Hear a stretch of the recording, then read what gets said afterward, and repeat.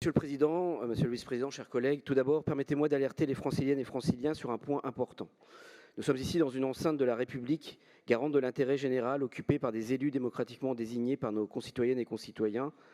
Et les forces politiques d'opposition que nous constituons sommes là pour porter une contradiction démocratique à l'exécutif régional que vous dirigez, afin de garantir la pluralité d'opinions et porter des convictions partagées par nos électeurs qui souhaitent, souffrez-en, une autre vision de notre région. Ce travail n'est possible que si un minimum de conditions sont assurées aux groupes politiques représentés dans notre Assemblée. Il en va du respect de la démocratie dont vous êtes garant et dont Madame la Présidente est garante comme la loi l'y oblige. Or, malgré les alertes répétées des présidentes et présidents de groupes, de tous les élus de gauche et écologistes dans l'ensemble des instances officielles de notre collectivité, vous vous dédouanez de votre responsabilité et vous flétrissez cet espace démocratique. D'abord en contraignant le débat en commission, en s'abordant le droit de proposition d'amendement des groupes d'opposition sous couvert de règles techniques de pure invention, sans fondement juridique. Le résultat est le rejet pur et simple, sans discussion ou ajustement possible, de nos amendements en commission des finances. L'usage de basses manœuvres pour imposer à la hussarde en dernière minute des rapports supplémentaires à l'étude de notre Assemblée, en réalité piétine le débat, car le temps de travail sérieux nécessaire pour un échange éclairé sur les délibérations n'existe pas. Vous mettez vos propres services, dont nous tenons à saluer la capacité d'adaptation, de résilience et la force de travail, dans une situation de tension permanente inacceptable. Il en va de même avec nos collaboratrices et collaborateurs. Ces méthodes vous permettent de fuir le débat public parce que vous n'acceptez pas la contradiction, que vous n'êtes pas prêt à accepter une seule de nos propositions, parce qu'il vous est insupportable qu'on puisse mettre en lumière les insuffisances de la politique que vous menez, qui étouffe toute ambition pour l'avenir de notre région. Venant d'une tradition où je considère que votre différence, au lieu de me léser, m'enrichit, je ne cesserai avec les élus du pôle écologiste, à nos places, déterminés, d'échanger sur tous les sujets et faire des propositions. Nous en ferons la démonstration tout au long de cette séance budgétaire, car cette année encore, le budget présenté par l'exécutif régional manque cruellement d'ambition, il manque de vision, il n'est que l'accompagnement servile d'un modèle essoufflé que l'on essaie de maintenir en vie coûte que coûte. Ce budget rattrape au mieux des pans de politique publique que vous avez délaissés depuis des années, alors que les Franciliennes et les Franciliens aspirent à vivre dans une région dynamique, solidaire et écologique, alors que le monde a profondément changé, que l'avenir appelle de nouvelles ambitions, de nouveaux horizons, de nouveaux outils, vous vous contentez d'un budget comptable, à grand renfort d'éléments de langage et de communication que vous empruntez à un champ lexical managérial du siècle dernier.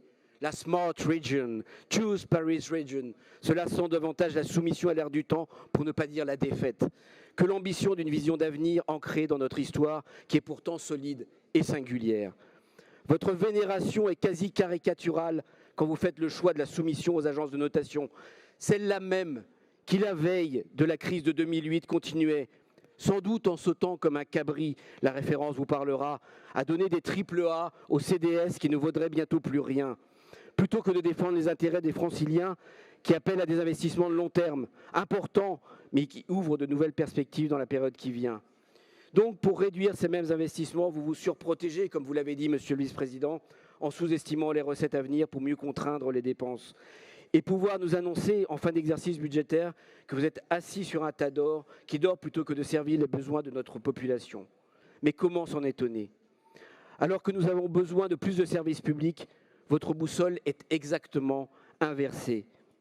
Vous aspirez à la déconstruction de tout ce qui en fait l'essence, sa proximité, son engagement au service des citoyens, son respect des agents qui travaillent en son sein, la présence humaine. Vous noyez ces relations dans les eaux glacées du calcul égoïste, du trébuchet de la dette qui devrait nous servir et qui, au contraire, nous a servi. Vous choisissez la privatisation accélérée de pans entiers de services publics plutôt que de les pérenniser en affectant forcément sa qualité. Et au fond, si on analyse cette tendance, elle traduit la mise en œuvre de politiques favorables aux plus riches, alors que vous devriez assurer à tous les Franciliens et Franciliennes, sans distinction de moyens, de répondre à leurs besoins quotidiens. Contrairement à ce que vous affirmez, vous n'avez de cesse de fragilité les Franciliennes et les Franciliens dans leur quotidien. Au pôle écologiste, avec tous nos partenaires de gauche, nous voulons rompre avec le projet mortifère que vous portez et protéger les habitantes et habitants de notre région dans tous les aspects de leur vie quotidienne. Le premier d'entre eux est le pouvoir d'achat.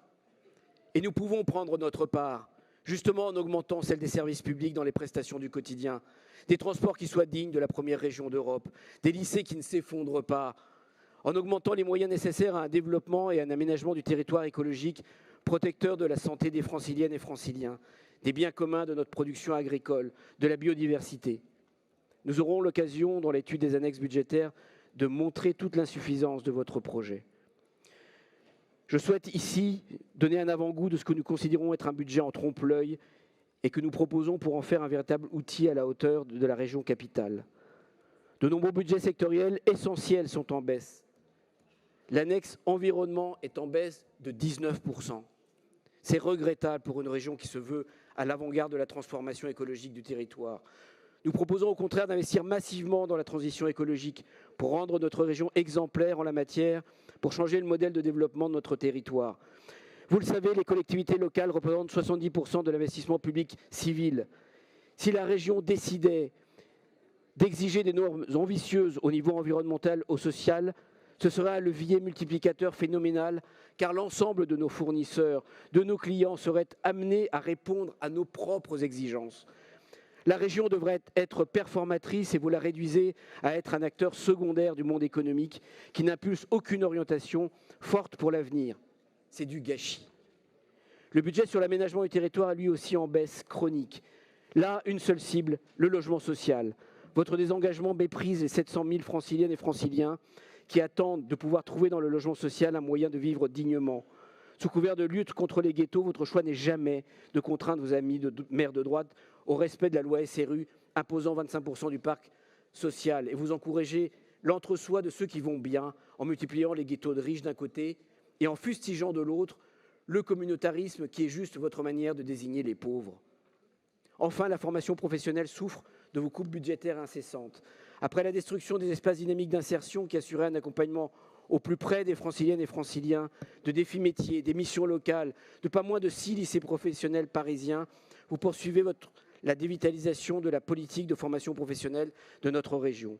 Nous notons une augmentation du budget consacré au transport pour l'année 2024, mais cette augmentation ne peut pas compenser les années de déshérence et votre usage immodéré pour améliorer les routes est une impasse qui finit bien souvent sur les grands projets inutiles.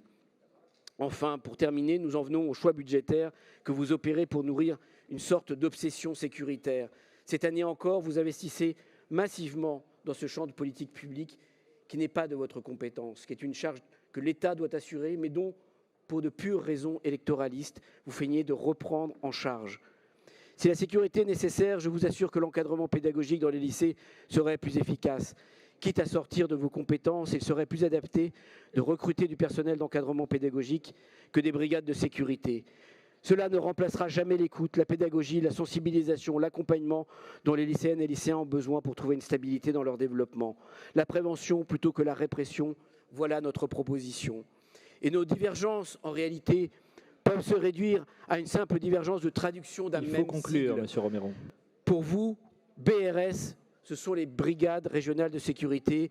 Pour nous, il pourrait s'agir du bail réel solidaire. Ce sont deux visions du monde bien différentes. Merci, Monsieur Romero. Merci.